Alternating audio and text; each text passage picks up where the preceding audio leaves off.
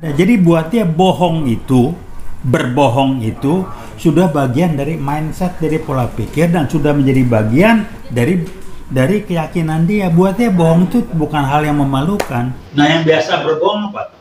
Ngajarakin orang selamat yang berbohong. Cuman PKI gaya baru. Saya ditanya apa dasar Anda bilang Jokowi PKI gaya baru.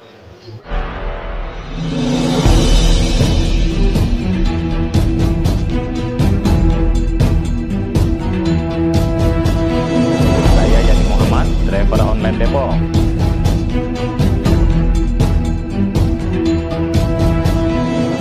Warahmatullahi wabarakatuh. Waalaikumsalam warahmatullahi wabarakatuh.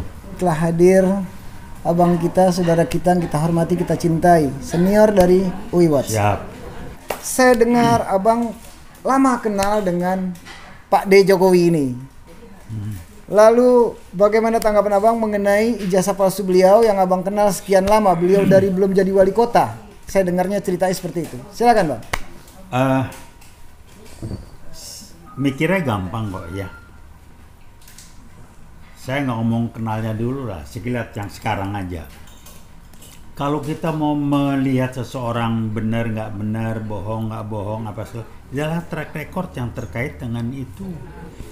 Pak Jokowi itu daftar bohongnya sangat jelas dan banyak. Yang justru lebih menarik buat saya kebetulan belajar mengenai itu ya. Itu belajar bagaimana pola pikir, ya, mindset dia, kualitas dari hati nurani Yesus Islam itu menggambarkan apa?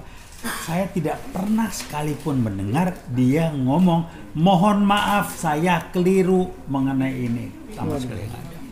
Jadi kalau ngomong mobil SMK itu resmi di media TV. Ada nggak omongan minta maaf? Nggak ada. Jadi buat dia bohong itu, berbohong itu sudah bagian dari mindset, dari pola pikir, dan sudah menjadi bagian dari keyakinan dia. Buat dia bohong itu bukan hal yang memalukan. Jadi kalau soal ijazah palsu bohong buat dia biasa.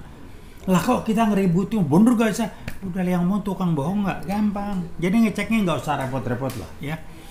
Kalau ngomong orang yang tukang bohong, data bohongnya banyak, tidak pernah minta maaf, dan diributkan di sini, udah gampang lah. Itu hal satu. Nah kedua yang saya kenal. Dulu tahun 0, Jokowi ini saya kenal. Orangnya interpersonal, hubungan interpersonalnya sangat luar biasa. Saya sempat jatuh hati, nih orang baik benar, jujur ini nih.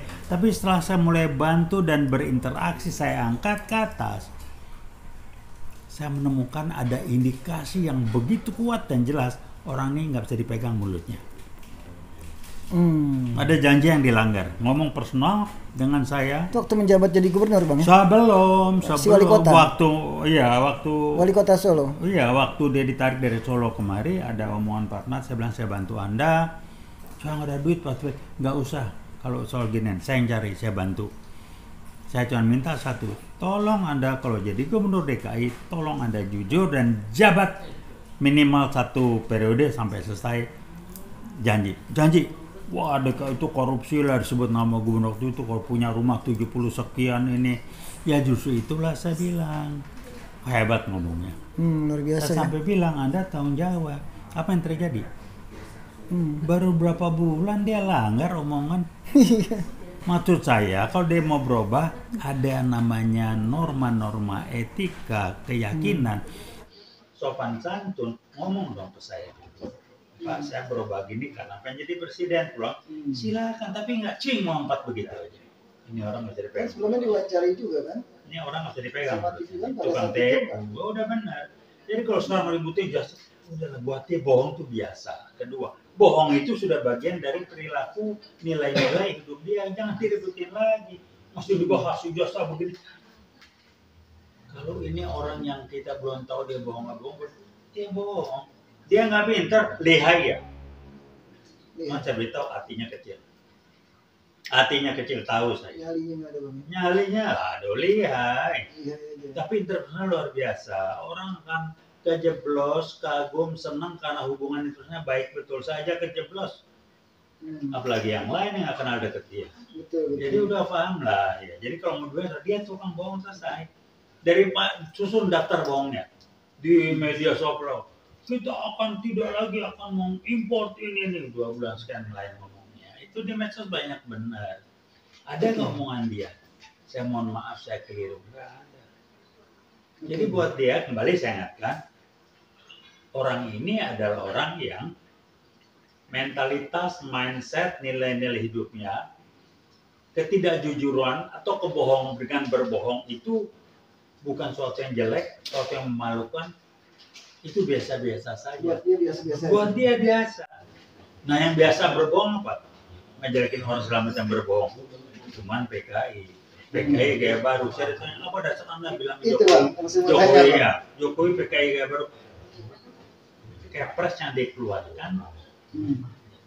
Kalau nggak salah bulan Januari nomor berapa 8 apa yang mengatakan dalam G30S tahun 65 PKI adalah korban. Kok sempat ngeluarin Kepres? Satu. Kedua, pernah nggak ada yang ngomong PKI itu bla bla bla yang dia PKI merusak? Nggak pernah. Jadi kalau bilang dia hebat terusnya, tapi yang atur seratnya ada kelompok PKI baru di belakangnya. Ada. Nggak muncul, udah lah saya paham betul. Satu hal Bang, pertanyaannya mungkin tinggal 3 menit lagi. Iya. Abang kenal lama sama beliau, terus abang pelajari dan menganalisa sendiri beliau adalah bagian dari PKI Gaya Baru. Iya. Kan? Bukti-buktinya ada dan konkret, ya kan? Setelah itu abang melihat dampaknya sekarang ini. Pertanyaannya Bang, satu hal dari teman-teman mewakili Watch Plus di luar sana. Kalau Jokowi dipenjarakan, tadi Mas Heru sudah mengatakan tuntutan 6 tahun penjara dengan jasa palsu, ya kan? Hutang-hutang yang dijalankan sama Jokowi selama pemerintah 2 periode itu mencapai 11.000 triliun. Bahkan terakhir ada mengatakan sampai 20.000 triliun termasuk hutang luar negeri, termasuk orang BUMN. Apakah beliau sanggup membayarkan hutang-hutang itu? Saya nggak ngomong sanggup nggak sanggup, nggak. Sekarang pertanyaannya, apa dampak konsekuensi setelah dia menjabat setelah 10 tahun? Prabowo harus bersih-bersih, cuci piring pemerintahan. Satu. Dampak buat bangsa dan negara, kok tiba-tiba kita punya utang yang begitu banyak. Dia memang PKI Gaya Baru yang dipasang untuk merusak, menghancurkan, memperlemah negara ini. Dihancurkan karena strategi PKI Gaya Baru cuma 2. Memperlemah, menghancurkan umat Islam, ada 12 macam. Ya, kedua memperlemah TNI. Nah yang bikin utang banyak itu memperlemah bangsa ini. Ya, TNI nggak berpolitik, dia acak-acak sama dia. Ini orang nggak bahas, sibuk lagi segala udah. Dia tukang bohong, tuh percaya nggak? Kalau Anda nggak percaya tukang bohong, lihat track record dia. Buat dia berbohong biasa, tidak ada rasa salah, menyesal. Silakan cek, ada nggak dia minta maaf kalau dia bohong soal mobil SMK udah nggak bisa ngeles lah. Udah dipesan, nggak malu, udah dipesan. Wah nanti sudah pesan 2 tahun lagi. Ngomong resmi di depan TV. Bikin malu dan nggak ada malu tuh mukanya tuh. Ya betain muka gile. Ya mah gampang baca orang. Orang berubah dia. Udahlah berhentilah. Nah, para ternak dan pendukungnya silakan Anda lanjutkan. Orang-orang yang memuja Jokowi, yang melihat kebohongan itu bukan masalah, ada orang yang punya sistem nilai hidup. Tidak jujur itu tidak apa-apa. Bohong kan tidak jujur ya. Nah itulah kelompok orang-orang nilai hidup. Dia ngerti juga enggak life values itu, prinsip hidup itu nggak ngerti ya. Jokowi main di sana. Jadi ya silakan ya. Kenapa? Ya PKI Gaya Baru. Jadi ternak Jokowi mau ketemu saya ngomong. Kita ngomong di Kudik. Siap, saya tantang. Berkali-kali saya ngomong. Jokowi kan kemarin. Saya kenal dekat dia, saya bawa dulu. Iya. Pak Hasim aja pernah geleng dia. Tahu omongannya apa? Waktu itu Pak Hasim cerita, adiknya Pak Prabowo. Pak Jokowi, terima kasih dong ke Pak Prabowo, Anda kan jadi gubernur. Saya tahu betul Pak Prabowo mengangkat dia dari Solo sana, izin ke Megawati, ada pembicaraan. Nyawanya apa? Loh kok saya terima kasih? Saya kan tidak pernah minta diangkat jadi gubernur. Coba Anda bayangkan, saya kaget dengarnya. Sehingga saya bilang nggak salah kalau saya lepasin dia aja lah. Nah ini sistem nilai, prinsip. Kalau orang sudah tidak punya life values, prinsip hidup, pegangan yang benar, yang basisnya dari kejujuran dan lain sebagainya, lupain aja.